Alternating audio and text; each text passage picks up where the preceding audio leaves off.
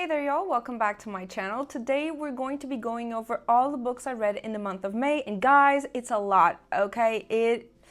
I kind of overdid it this month. I have to admit, I overdid it this month. So I read 24 books in the month of May. I know. Hear me out. So most of these books have been audiobooks, okay? Because as you can see, I have only one arm, okay? So I was in an accident and had to get surgery. That is why also I've been able to spend so much time listening to audiobooks and reading. Combined with that, I've also been off of my ADHD meds, so my brain is wild. My brain is all over the place, and so I've been listening mostly because of that, right? Because I need to have my hands busy with something and my mind needs to be busy with something else. Before we get into the video, don't forget to subscribe and like the video, and don't forget to follow me also on other social media. It'll all be linked down below, okay? Thank you, perfect. Thank you so much. Let's jump into the beginning of the month. Okay, I started off by reading The Rights of Starling. It is a Shield of Sparrows book 2, okay? I gave it 4 stars. I just love the continuation of the story. I loved getting back with our characters. I will say, the plot twist didn't twist for me because I saw that coming from a mile away. Okay, I realized it from the start what the story was going to be and what was happening. So it wasn't really a plot twist for me personally, but I do know people that have read it and it was a plot twist to them. Okay, so it just wasn't a plot twist for me. And I didn't truly love the fact that we didn't have a lot of action. It was more like story centered and developing the story and the lore of the book and everything, which is valid, very okay, but that's why it only got 4 stars, because I wanted a bit more. That being said, an amazing book, an amazing continuation. Cannot wait to see how the story will end. Next up, I read The Things Gods Break. This is the Games Gods Play number 2. That's a lot of words. I love this book. I gave it 4.5 stars. I absolutely enjoyed the living hell out of this book. It was a mindfuck kind of situation, but it was so entertaining, so amazing. I enjoyed my time reading it so much. I just enjoyed this book a lot. It was kind of a mindfuck though. It really was a kind of a mindfuck, and it's interesting how history got rewritten. And how the people we thought were the bad guys aren't really the bad guys, right? How all of this is happening. I cannot wait for the 3rd book to come out because I just want to see what happens next and how things are going to evolve next. So I'm very excited for that. So the last new release I read in the beginning of the month was The Wings That Bind. This is the Bloodwing Academy series, book 3. Okay. I wasn't as happy with this book as I would have wanted. I didn't enjoy it as much as I wanted to enjoy it, unfortunately. I gave it 3.5 stars, and I think I'm DNFing the series, to be honest with you. It was just another book where the story did not progress. We're still stuck in the same place. It seems like there's all of these things happening, and yet they still have the time to be in the academy and do nothing. The storyline, we get a lot of backstory, but we don't get a lot of action. We don't get things happening. We don't see our characters evolving and growing. The previous book already left me kind of like, okay, sure. And now this one, I'm just like, I don't think I'm going to continue with the series. If I do, it's mainly out of curiosity, maybe, who knows. But I don't think I'm going to continue the series, to be honest with you. It just didn't live up to my expectations. And that is fine. Shit happens. It's okay. Okay, so next I went into the Shatter Me series. I read the entire thing, okay? This is right as I had my accident, so I was listening to them. I was in pain, I was in a hospital bed, I was listening to them. It was what was keeping me going and just distracting me. Was these audiobooks, so thank God for them. Honestly, thank God for them. We have about 7 books in the main series and 4 short stories that we're supposed to read in between the series, and I did do it in order with the short stories in between. This series basically is a dystopian series in a world where, everything is just controlled by certain forces. The various countries and continents are divided by very chiefs that rule those continents and things like that. And we follow this girl. She has a magical ability where if anyone touches her, she touches anyone, they die. She sucks the life force out of them, basically. And so she is very traumatized by this. She is held prisoner for years and has been held prisoner for years. And she was, and so she has a lot of trauma. She never knows what's right and what's wrong. She is very, not mentally unstable, but she has a lot of PTSD, right? And we have the entire story through her POV and her questioning herself, and also, it's as if she's writing in her diary almost, so she's scratching things off, and her thoughts, she scratches her thoughts off and things like that. She writes a lot, and so it's all written in that POV. And basically, she gets taken off of the prison that she's at by this general in this military area, right? And so this guy that's in charge, he takes her out of the prison, and he's trying to get her trust and to use her as a weapon so that, like, you know, she can use her, like, when he's torturing people, when he wants information out of people, things like that. And at the same time, she has a guard that is taking care of her, and she kind of remembers him from her past, and they start to get really close as well. And so the story evolves from there, but it's a typical dystopian where you have a revolution, where you have this whole thing that's going to happen, where they're going to fight against the forces, and there's a lot of backstory, a lot of twists and turns, and there's a lot, okay? It's a beautiful story. It's an amazing story. It's also a very teen story, so keep that in mind. But I enjoyed it quite a lot. The characters also evolve and grow a lot. There are side characters that I absolutely love.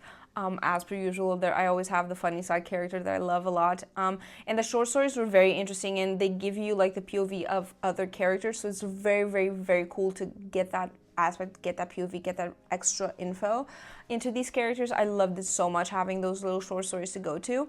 Majority of these books have 4 stars, but let me like go over them with you, right? Looking at my iPad, okay, sorry, but I have to. It's a lot of books. Main story, we have Shatter Me, Unravel Me, Restore Me, Ignite Me, Believe Me, Defy Me, and Imagine Me. All of them except Defy Me got 4 stars. Defy Me got 4.5. I just liked the action and the story and everything and the build-up, all of it, more in that specific book, okay? The short stories, we have Destroy Me, Fracture Me, we have Reveal Me, and we have Shadow Me. All of them got 4 stars except Fracture Me. Fracture Me got 3 stars because it follows a character that I don't give a fuck about, and he's so distorted and so annoying, and I didn't want to have his POV. I know it was voluntary of me to read these short stories in between the main story, but like I was just so annoyed. So I didn't really care about it. That's why I gave it 3 stars. It was just a really nice dystopian, really nice YA. So please, if you haven't and you're thinking of going back to these old dystopian stories, you know, please do. It's amazing. I love it so much. After that, I went again into a few more recent releases because I had a lot to catch up on, okay? One of which was Furybound. This is the Direbound books too, okay? Direbound consumed me at the time because I saw all the red flags. I saw all of the twists and turns. I really did. But it still enraged me so much, and I got so addicted to the book. I hadn't felt so strongly about a book in so long. Because it just got me going so much. And now Furybound, I was like, I'm not sure how I'm gonna like it. I loved it. I really, really loved it. I liked it a lot. I gave it 4.5 stars. I feel like the story is advancing really nicely. The yearning, very luscious. The jealousy also, luscious. I don't like the way our main character is kind of like not putting on her big girl pants and being the queen that she is, right? But overall, I like how the story went. I really like the route of the storyline. I like how everything is evolving, how the characters are. I really liked it. It was a sequel. I really liked it, and it's really hard for me to talk about sequels without giving you spoilers if you haven't read them. So I don't want to give you spoilers, but it was a really nice sequel. I liked how the story progressed a lot. After this, I read Brimstone. I also gave it 4.5 stars because it's Brimstone. Come on, right? Quicksilver book 2. Loved it so much. It was a very story background centered book. Kingfisher's mom left like this book for them to find, and it has a lot of predictions, right? And so they're trying to figure out a solution to their problems, a solution to like these new creatures that showed up at the end of the first book. It's all centered around that and figuring out a solution for that problem. So it's very much research and a lot of background work. It wasn't really action packed, and that's why it was a 4.5, not a 5. Everything else, chef's kiss. I'm still kind of iffy on this one if I'm going to keep it as a 4.5 or if I'm going to go down to 4. I'm still iffy on it. You guys know I'm very indecisive at this point. Another sequel that did not disappoint was The Sea Spinner.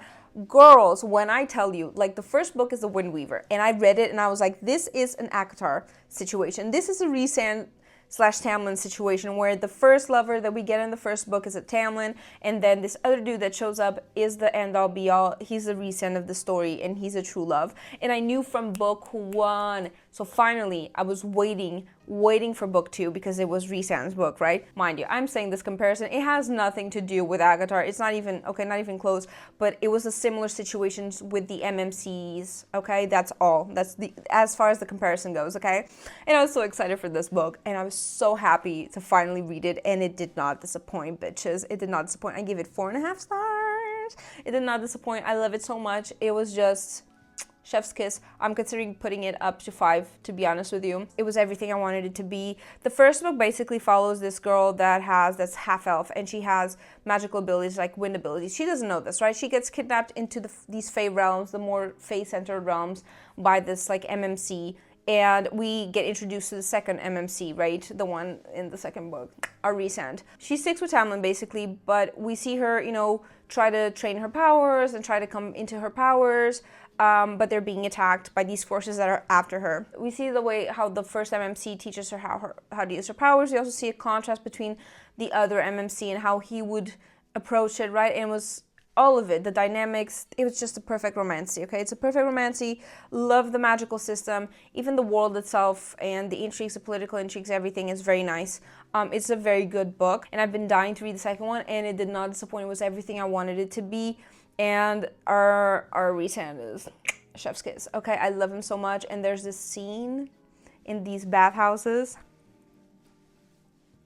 I was... Girl, I was, I had to breathe. I had to breathe because it was so sexy. So, trust me, go read The Wind Weaver. Will not disappoint, especially because now you have the Sea Spinner. You can read both at the same time. Don't even have to wait. It's amazing. I loved it so much. Next up, I read the Witch Collector trilogy. Okay, so this is The Witch Collector, City of Ruin, and The Wolf and the Witch. I loved all of the books. I gave the first one 4.5 and the other 2 4 stars. So basically in this book, we follow this girl. She lives in this village, and from time to time, the witch collector comes and collects one of the people from this village and one of the witches from this village. And this girl apparently does not have powers, but she has. She's been hiding them from everyone. No one knows she has them, but she does. And she's a very powerful seer. And this year, he comes to collect her on purpose because he has collected her sister in the past and she wants to kill him for it. But her sister told him, hey, grab my sister. We need her. She's exactly who we need. So, yeah, he goes and collects her. Shit hits the fan. Village gets attacked. And both of them end up having to band together to go into this little adventure to try and save their kingdom, basically. It's a whole story. It has so many different pieces, so many different countries, cultures, backstories, so many different characters. It's a very nice and complex romance. I really enjoyed it. The third book does not follow the FMC. It follows her sister, and not in the way of like, oh, it's like a interconnected standalones. No, right? It's not like that. It just follows the sister's storyline. It's a very like, I would consider this kind of like a side quest almost, because it's more like centered in the sister and the sister's relationship with another MMC. I loved it. It was a nice palate cleanser, but a lot of people didn't, so do keep that in mind if that might be a turn off for you. But to me, it was a nice palate cleanser because I was not ready to go into the third book if it was about the main character, because I like the way the story was going. I needed a break, and for me, it was a perfect palate cleanser. So keep that in mind, but I love this story so much. I've been very lucky this month with good books, thankfully, very lucky, okay? Next up, I read The Bat. This is a Joe Nesbo book. It's a thriller murder mystery book. This is the first book in his detective series, and this is a series that I want to read this year. My plan is to slowly read them. I just hadn't started. So this is the first book in the series. It was written a long time ago, and you can definitely tell, okay? I gave this book 3 stars because of it. But basically, there's these murders happening in Australia, and they're very weird. The women are basically assaulted and then killed, and they have a really hard time finding it out. There's a lot of twists and turns. I kind of saw it kind of sort of coming, but it still caught me off guard who it was, because it wasn't who I thought it was, but I kind of figured there was something weird going on. It was a really nice like murder mystery for sure, but it was written a while ago, and you can tell. I feel like there's a lot of things there's a lot of topics that I don't know if they were well done, and they kind of left a sour taste in my mouth. I'm still going to continue because I've read the more recent ones, and I do like his writing, I do like his books, and I do think he was trying to do something with it in a very respectful way, but it was hard for me to read the way it was done, and it's very much a manly book. It was very much written by a man, so do keep that in mind if you don't like that. But I do like the depth of this character, and I do like the writing and the thriller telling storyline of this author, so I'm going to keep reading the series. But I gave it 3 stars. It wasn't my best book. It was actually the worst book of the month, but it was still a good murder mystery. Next up, I read Feybound. Right now there's 2 books out, so I've read Feybound and Cursebound. I gave Feybound 4 stars, Cursebound 3.5. So in this one, we basically follow this elven military general, and she goes against orders, and she gets dismissed, and so she gets thrown out of the elven lands, and like, you are banished from the elven lands. And her sister goes after her, and also her second in command goes after her. So all three of them are now traveling in the woodlands, and they get sidetracked and caught by these Fae, because Fae and elves, two different races, right? And so they get caught by the Fae, and the Fae take them to the realm where they're stuck. They're really imprisoned in this cavern, and they've been cursed to live in this cavern since the beginning of time. The Feybound are basically Fae that are bound to these magical creatures. I really can't explain how they look to you, but they're like, imagine like, you know how direbound, they're connected to direwolves, you know? It's kind of sort of like that. They're not direwolves, they're a different type of creature. And so they get connected to them, and it's like part of their soul. They share souls, basically, right? This whole thing. And so the storyline goes from there. There's a lot happening. I don't want to give you any spoilers, so I'm not gonna. But there's a lot happening. I love it. I love it so much. It's a very LGBT pro book, okay? You have various different relationships. You have people that identify as a different gender, so it's very normalized. All of these things, like I think it's a very nice book in that aspect, and I think that's very important to highlight as well. The magic is very complex, the curse surrounding them is very complex, the relationships between the characters are always so very interesting, and they can be a little bit complex as well. They're not very straightforward, and it's just a wonderful romance. I really like it. I don't know what else to say. I feel like a broken record at this point. It's a really great romance, and I'm really enjoying it. Lastly, the last book of the month, okay, we're almost done, was As Dark Few. This is a dystopian romance that basically happens inside this prison that is underground. So the entirety of humanity is living underground, right?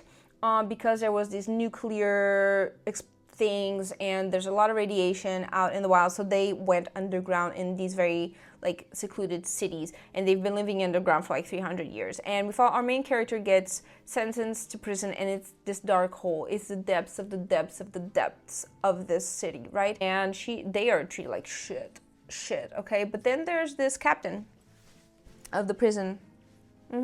Yeah. Yep, there is this captain of the prison, yes,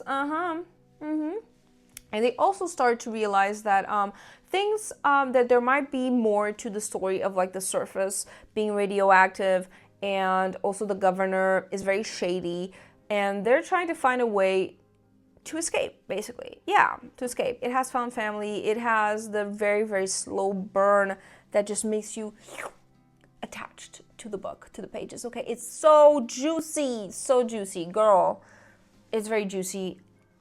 Slow burny, dystopian, horrifying situation that FMC is living. It's so good. I just started the second book today, okay? I'm in love with it. I consumed this book like there was no tomorrow, okay? So trust me when I tell you, this is really good. Gave it 4.5 stars. Again, still thinking if I won't give it 5 stars, but very much in love with this book. So good. Did not disappoint. That was it. Those were the 24 books I read this month. I hope you enjoyed this, because this was a lot, okay? A lot to go through, a lot to see. If you have read any of these, or if you're planning to, let me know down below, okay? I'd love to chit chat about it. I was so lucky this month. I'm so thankful that all of these were very good books. I'm very, very, very thankful for that. And yeah, I hope you guys enjoyed this video. I'll see you guys next week for another video, hopefully a vlog, okay? And yeah. Bye.